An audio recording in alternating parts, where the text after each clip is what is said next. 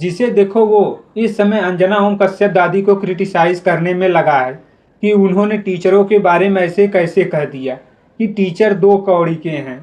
तो मैं आपको बता दूं, पहले एक बार आप उनका बयान सुन लीजिए, इसके बाद मैं बताता हूं। भी आजकल हो गए हैं स्टार टीचर्स, यूट्यूब वाले स्टार टीचर्स, जिनको कुछ जानना ना कौड़ी, कभी ब्लैक बोर्ड लेकर कुछ एक्सप्लेनर बनाते हैं, खाली व्यूज बटोरते हैं, उटपटांग ग्रैब्स लिखते हैं और उसके बाद से अपने आप को इतना महारथी समझने लगते हैं कि कुछ लोग उनको फॉलो करने लगते हैं उनके तमाशे की वजह से, और फिर वो जाकर जहां पर जो आता है वो बोलते हैं और उसके दम पर फिर वो पैसे वसूलते हैं, छात्रों से वसूलते हैं। ये सबसे बड़ी चिंता की बात है। ये जो एक्सप्लेनर बनाने वाले यूट्यूबर्स हैं और जो शिक्षक हैं, उनमें फर्क है। वो फर्क सबको समझना पड़ेगा। देखो, तुम पैर के तलवे को कितना भी साफ कर लो, कितना भी धो लो, लेकिन उसमें 3 बैक्टीरिया हमेशा मिलेंगे, जिसमें पहला है स्टेफिलोकोकस ओराई, जो ये हमेशा पैर के तलवे में रहता है।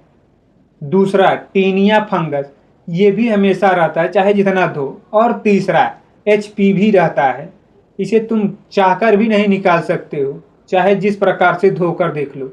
देखिए, अगर कुत्ते पैर के तलवे चाटते हैं तो उसके पास एंटीबॉडीज होता है इन बैक्टीरिया को मारने के लिए।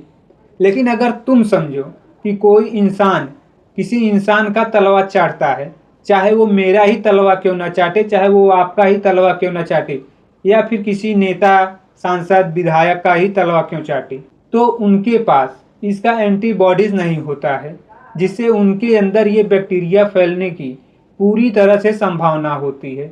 जैसे अगर स्टेफिलोकोकस अगर वो फैला मुंह में तो इसका इलाज नहीं है। दूसरा, अगर एचपीवी फैला तो इसे ठीक नहीं किया जा सकता। लेकिन अगर ये फंगस हो गया तो इसे चाहकर भी तुम जल्दी ठीक नहीं कर पाओगे।